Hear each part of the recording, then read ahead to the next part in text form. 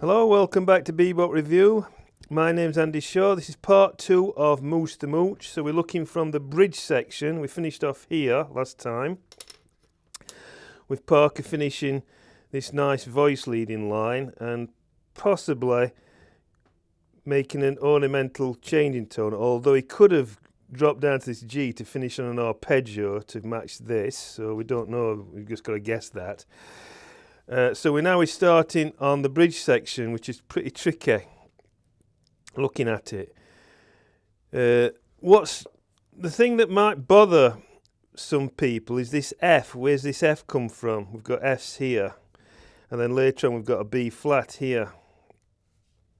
Right, what I think's happening is this. First of all, just look at this. Just look what's happening. We're in the key of G, and then we're moving here into the key of E. Right, because rhythm changes, the bridge section goes E for 2 bars, A, this is the keys, A for 2 bars, D for 2 bars, then back to G for 2 bars. Okay, so we are in key of E. Now, Charlie Parker's playing an F7 arpeggio there, F sharp 7, sorry, F sharp minor 7 arpeggio. F sharp minor 7 matches the key of D. Now, traditional harmony, the movement from the tonic, right, in a key, you know, in these, when Mozart and Beethoven, Haydn and all these people were composing, usually went from the tonic key to the dominant key, which would be D. And if you look, they're all emphasising D, all those notes there, this F sharp minor 7. G sharp is a natural tension on F sharp minor 7. So I think that is F sharp minor 7, right? So we've got F sharp minor 7 playing there. Notice that Parker's using M1 in between this 3-note arpeggio. So it's quite interesting. He's using F sharp off the beat, and then he's using M1 to play the rest of F sharp minor 7. So that's the 7th E. That's important, E. Then we're going on the 9th, which is also important. It's telling me something, that using the knife means that this is kind of like a pure trad. See what I mean? It just says F sharp minor, and yet we're playing F sharp minor 7. We're 9th. So I think that this, what's happening here, is something called a line clinch. A line clinch is you play an F sharp minor, right, and then you're playing the 7th. So this is F sharp minor 7, right, and there's the 7th. We've gone to the 9th, but now we're playing F sharp minor, major 7. Okay, so this is what it looks like if you can see that.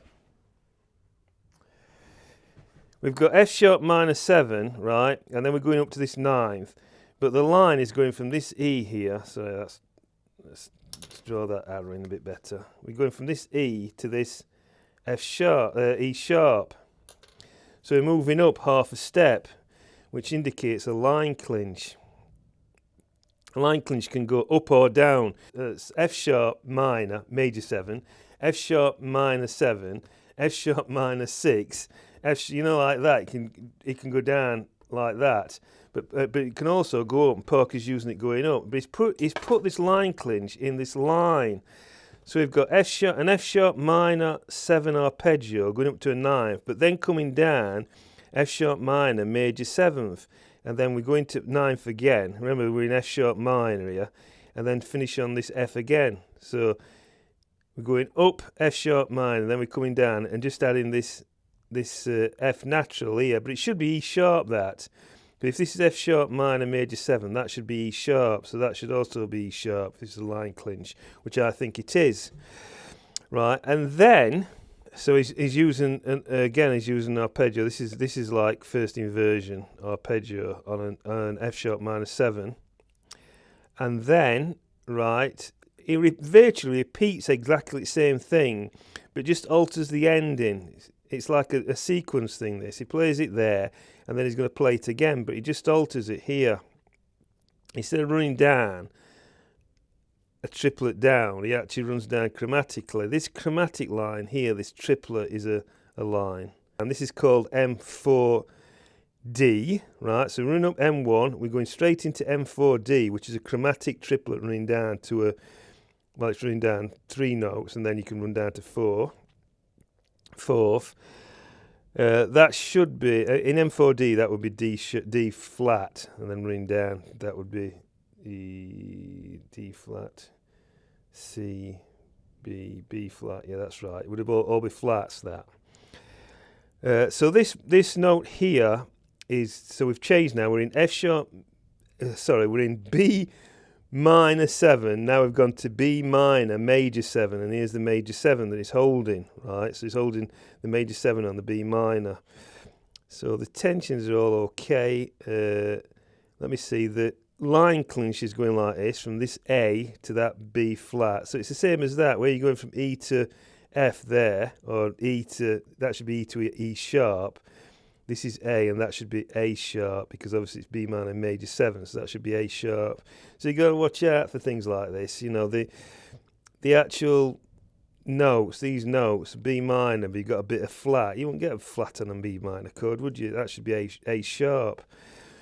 So that's what I'm saying about the Charlie Parker Omni book. Things are not written out right to chords, and I don't blame Jeremy Abersole. I actually blame the people who copy these out. They're always doing mistakes like that. In fact, Adam Neal, in one of his videos, actually, on his bass playing videos, he talks about he doesn't trust music because the editors always get things wrong, and he's right. He's right, they do.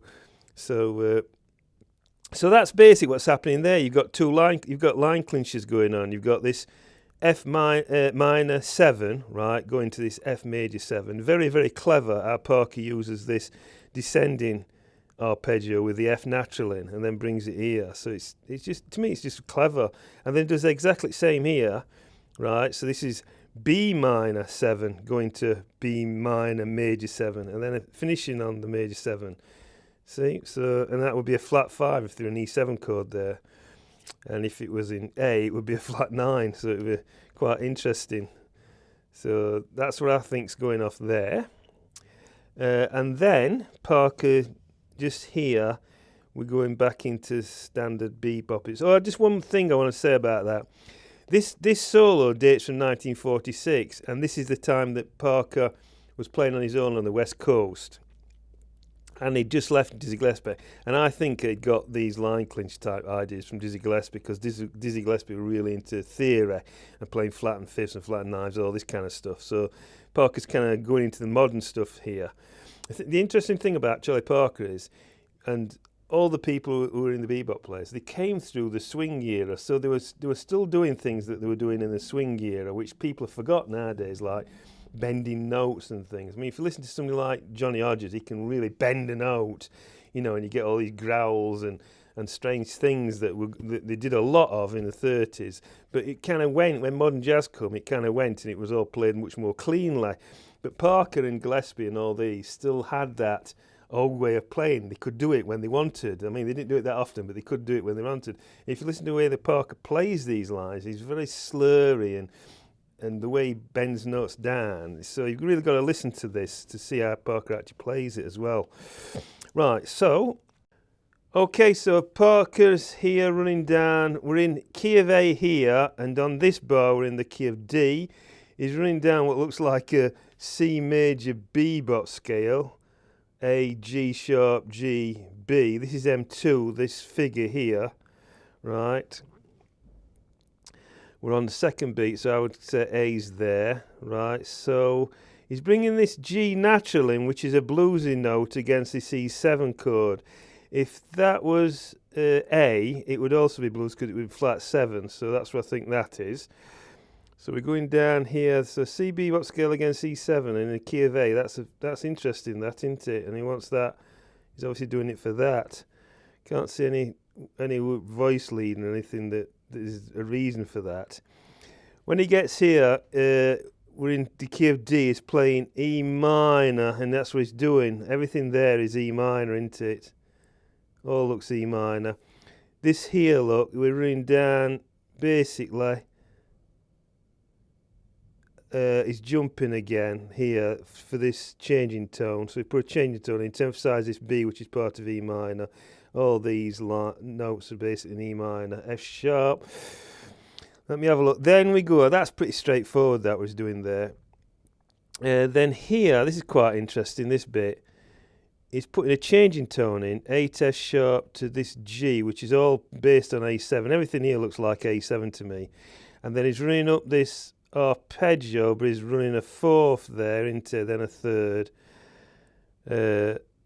G, A, no, it's a third, and then, sorry, a third and then a second, major second. So that's basic to emphasise this A7 chord again. So you've got the G, the 7th, and then this B, C sharp, which is again part of this.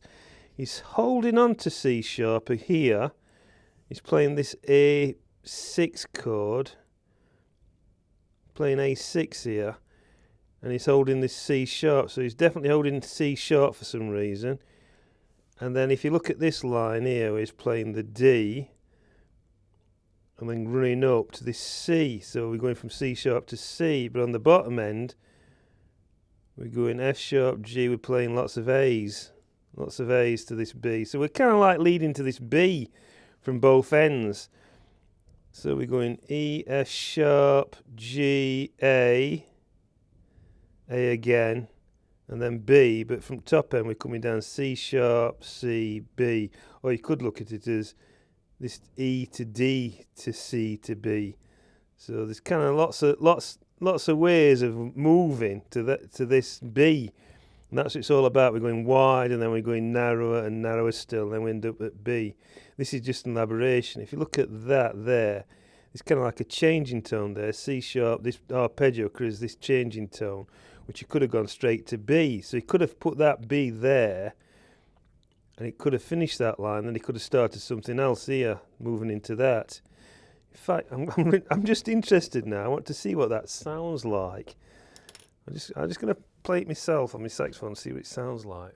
Yeah, so I've just played this on my saxophone, and I've played that note there, end of this changing tone. It sounds okay. It just sounds like it's leading to G there. So this bit here is elaboration. It's just keeping the line going. So that's what's happening there. I think I've explained that quite well. It's pretty simple, that what you're actually seeing. Just seeing really nice voice leading again, and all these patterns M1, and then you ring down into this changing tone type thing, and we're keeping voice leading there. Pretty straightforward, that one. So we come to this part here. Let's see. Parker's emphasising this G chord, bringing in, we're at D7. If you're in G, we're going A minor, D7, then with G. So this is the new A section, the last A section. So he's holding D, which goes in both chords, D7 and G. Ba-da-ba-ba-da, ba-da-ba-da. Nice line. It's all around G, this. G, B, and that A is a changeover either to this A minor D7, so that could have been on beat, but he's just leading down to that, so that might be shifted that way. Ba-da-da-da-da, da-da-ba-da. Yeah, it could be. That could have been shifted to there. It's all right, that everything played there on this melodic line, very simple line. And then here we're still in D. Da-da-da. Now this is interesting here, this bit where we're going down is playing B flat minor 7, F, A flat, and that should be A flat. But it's coming down, it's playing it backwards, if you know what I mean, from the A flat. So A flat off the B, and then a triplet, so you've got an M1, which is B flat minor. And then that's going to A. So this is pretty much descending into it. So if you've got B flat here, this is what they're saying. B flat minor is what he's emphasising and linking to this A. So let me think. 1, 2, 3, 4. Yeah, we're still in G here. G, A, B flat, so 3. B flat minor. Yeah, so this is kind of like a passing chord, isn't it?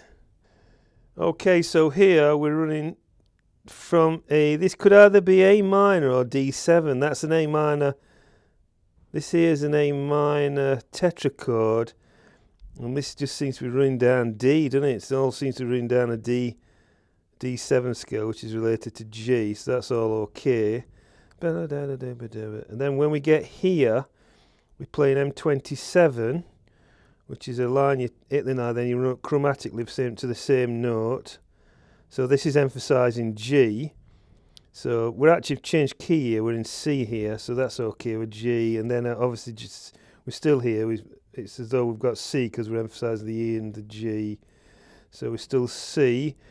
We still see here, that chord is put C7, our source put key C7, but this key, the note should be C, so that's that flat B, that B flat there would indicate a flat 7 on a C chord, which would be very bluesy again.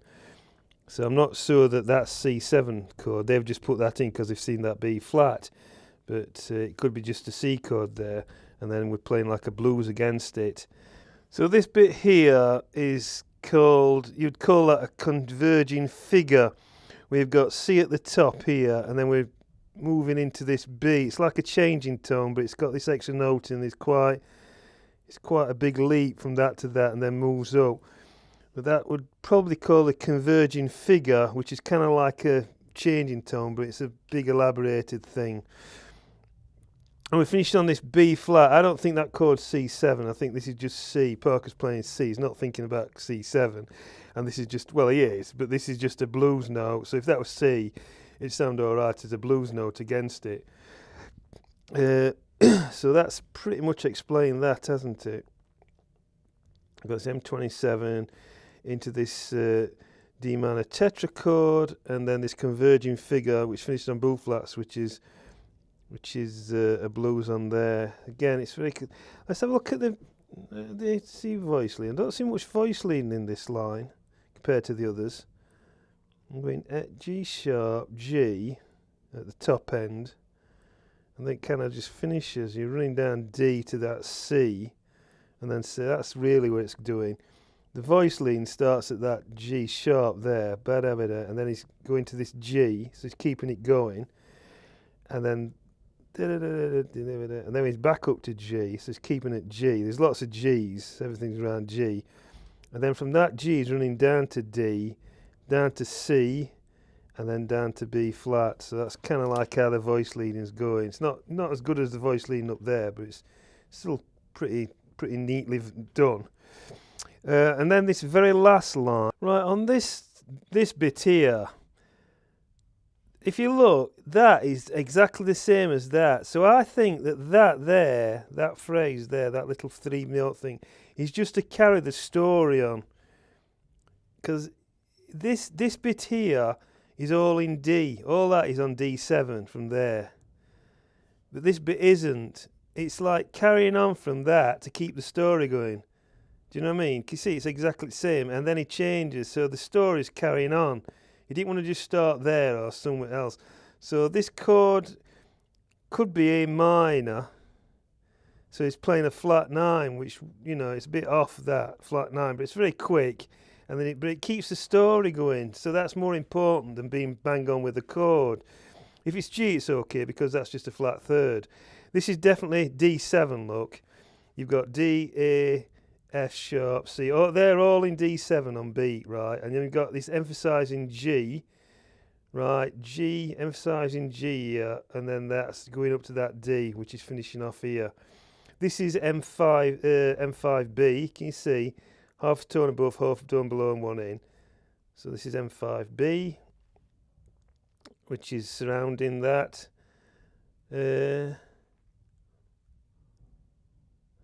That's F sharp. Yeah, it's just all D7. All that's playing around D7, M5B, and then finishing off on B. And that, I believe that is just carrying on from that to keep the story going, to keep the story that Charlie Parker's talking about. So that's gone through Mooche the Mooche, how I interpret it. You might interpret it differently. So, but I hope it's helped you to see the brilliance of Charlie Parker's playing, and I'll see you in another one. Okay, bye.